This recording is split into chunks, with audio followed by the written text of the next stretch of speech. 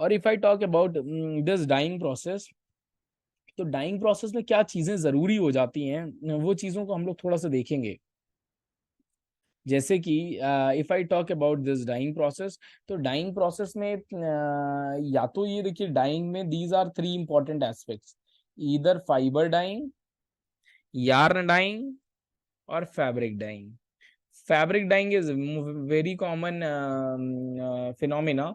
इसमें what happens, let me explain the mechanism, कि if you have this fabric, इसमें कोई डाई सरफेस आ रहा है, सबसे पहले वो die on the outer surface पे जाएगा, फिर एड्सॉर्प्शन का फॉर्मूला होगा। एड्सॉर्प्शन मींस वो इसके अंदर में जाएंगे, इसकी डाई मॉलिक्यूल्स इसके अंदर में जाएंगे, फिर एब्जॉर्प्शन होगा, फिर वो एब्जॉर्ब, पहले ऊपर सरफेस पे रहेंगे, फिर उसके बाद एब्जॉर्प्शन होगा जो पूरे में स्प्रेड हो जाएंगे। देन आप फिक्सेशन करते हो, फिक्सेशन में फिर आफ्टर सेवरल वॉशेस, तो इसमें इसका कलर नहीं फेड होना चाहिए। तो this is all the thing that needs to be taken care of.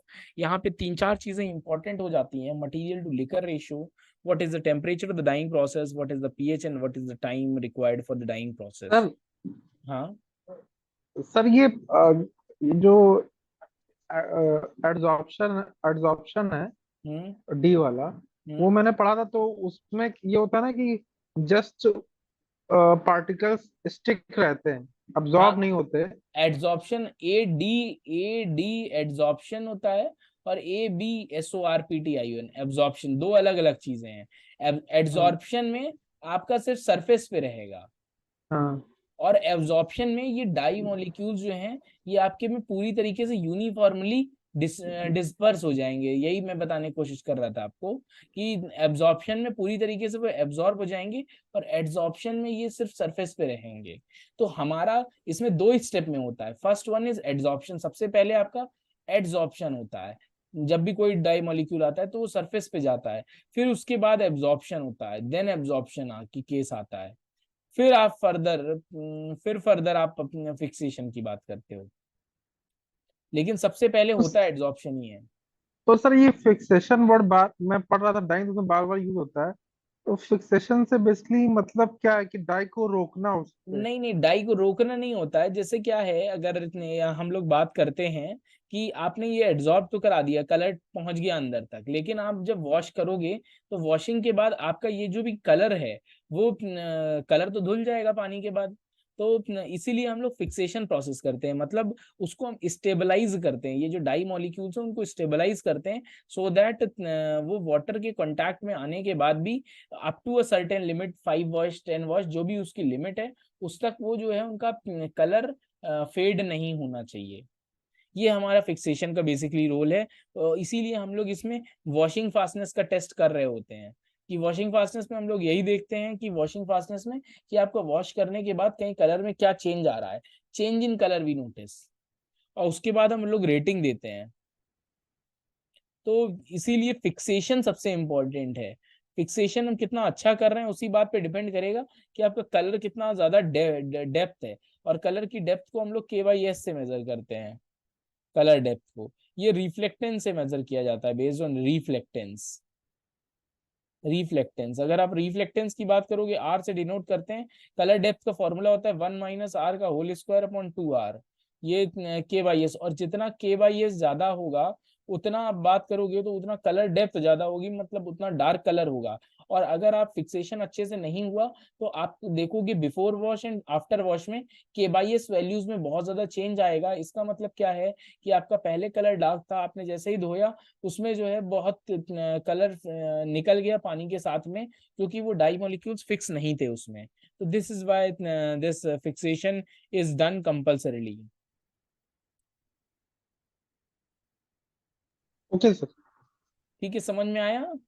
हाँ हाँ। ओके, तो हम लोग फिर इसमें आगे बढ़ते हैं। तो we were discussing about the dyeing isotherm. तो this is very important aspect. In fact, every year or so, or in 1 2 years, this isotherm question comes in GATE textiles also.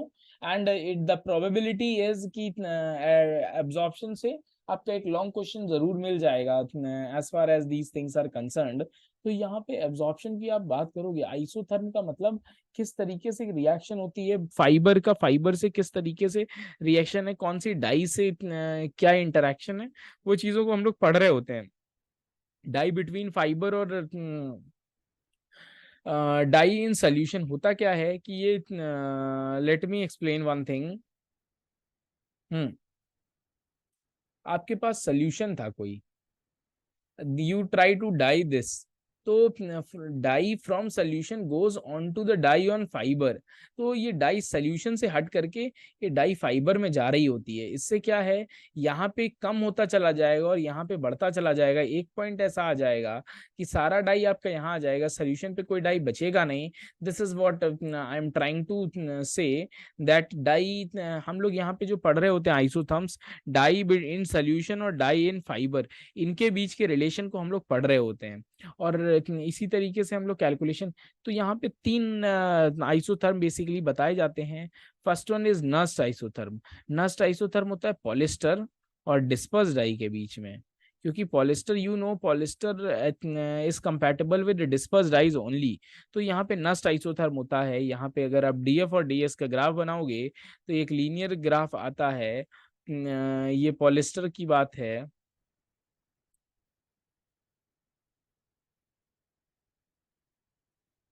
और डिस्पर्स डाई बन रही है। फिर लैंगमुयर isotherm की अगर हम बात करते हैं तो लैंगमुयर नायलॉन में आता है और एसिड डाई से यूज किया जाता है। फ्रेंडलिक आइसोथर्म आपका सेलुलोजिक और डायरेक्ट डाइस के लिए यूज किया जाता है। कौन सा किस में यूज किया जा रहा है, that becomes very important for you to remember. तो फ्रेंडलिक आइसोथर्म में बेसिकली है क्या कि वो वहीं पे होता है जहाँ पे सफिशिएंट लोकेशंस हैं डाई की। बेसिकली अगर डायरेक्ट डाई यूज कर रहा है तो सेलुलोजिक होगा। This isotherm is known as Freundlich isotherm. इस तरीके से बन रहा होता है। यहाँ पे अगर आप देखोगे तो constantly die in fibre increase हो रहा था। फिर एक स्टेट बाद आप चाहें जितना भी सोल्यूशन डालते रहो, डाई फिर फाइबर में नहीं जाएगी। जैसे क्या है, इसकी एक लिमिटेड कैपेसिटी है, till then you can pour. उसके बाद no matter how much you pour, तो जितना उनको कलर उसमें ऑप्टेन होना था मैक्सिमम लिमिट वो हो चुकी है। फिर आप डाई इन फाइबर चाहे जितना बढ़ाते जाओ या चाहे जितना कुछ भी करते जाओ, तो ये आपका ये चीजें कांस्टेंट रहेगी। तो this is what I am trying to explain. और इसी में यूवी विजिबल आपने ये देखा, इसी में बियर लैम्बर्ट्स लॉ आता है। A is equal to, A क्या होता है, absorbance, is equal to log I naught upon I T. I naught basically क्या है आपका, कितना इंसिडेंट लाइट आ रही है, और आई है आपका कितना रिफ्लेक्टेड लाइट आ रही है। ये डिपेंड करता है, ये होता है एप्सिलॉन बीसी के बराबर। एप्सिलॉन जो है एब्जॉर्प्टिविटी कांस्टेंट है। बी जो है कि अगर आप बात करोगे तो एप्सिलॉन बी सी, तो हम लोग इस तरह से कैलकुलेशन करते हैं। टी आप ट्रांसमिटेंस के लिए कह दोगे। बियर लैम्बर्ट्स लॉ क्या कहता है, Beer absorption is directly proportional to the concentration species in the material. For example अगर हम बियर लॉ की बात करते हैं, मींस अगर बियर्स लॉ अगर आप अप्लाई करते हो, C1 C2 C3 अलग अलग कंसंट्रेशंस हैं, तो बियर्स लॉ में एब्जॉर्प्शन किसका सबसे ज्यादा होगा, जिसका कंसंट्रेशन ज्यादा होगा। तो ये डायरेक्टली प्रोपोर्शनल है। तो this is how these things are done. और लैम्बर्ट्स लॉ क्या कहता है, proportional to the light path length. Light path length मतलब बेसिकली वेवलेंथ पे ये डिपेंड करता है। तो this is how these actually functions. हाँ, तो जैसे कि आप इसमें देख पा रहे हैं कि ये इस तरीके का ये लीनियर पाथ है, तो ये कहाँ पे यूज करेंगे और कैसे कर रहे हैं, कैसे डाई मॉलिक्यूल्स बम्बार्ड हो रहे हैं, उस तरीके से आप सेम ग्राफ बना रहे हो। इसमें क्या चीजें, एक एजम्पशन बताया गया है, the Beer Lambert's law assumes that all molecule control to the absorption and that no absorbing molecule in the presence of shadow of one another। मतलब जितने भी आपके मॉलिक्यूल हैं वो सब काम कर रहे हैं कि नहीं, वो चीजें इसमें जो है हम लोग कैलकुलेशन कर रहे होते हैं। और ये एब्जॉर्प्शन में हेल्प करते हैं। बेसिकली एब्जॉर्प्शन मतलब किस तरीके से उसमें वो सेटल डाउन होगा, वो चीजों को देखते हैं। अच्छा, तो इसमें कुछ एग्जांपल्स आर गिवन आल्सो, तो यू कैन रीड इट। और next one is spectrophotometer. Spectrophotometer क्या करता है, it measures the absorbance as a function of wavelength. मतलब एब्जॉर्बेंस को मेजर करता है, absorbance as function of wavelength, wavelength lambda की बात करते हैं, तो यहाँ पे के बाई एस जो होता है 1 - r का whole square upon 2r, r जो है वो रिफ्लेक्टेंस परसेंटेज है, जैसे कि हम लोग बात कर रहे हैं। यहाँ पे इधर से लाइट आई, इधर से टकराई, इधर से स्लिट बनी, और इधर से ये फाइनली यहाँ डिटेक्ट हो गई। तो this is how these things are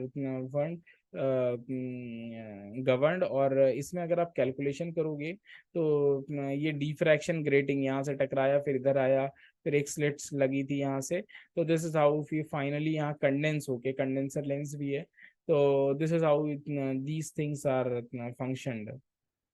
दूसरा यूवी विजिबल स्पेक्ट्रोफोटोमीटर आपका सोल्यूशन के लिए भी यूज किया जाता है। अगर आपको किसी सोल्यूशन का, सोल्यूशन मींस लिक्विड सोल्यूशन का, लिक्विड सोल्यूशन का एब्जॉर्प्शन या कोई चीज निकालनी होगी, then you use these things definitely. तो दिस इज द बेसिक्स की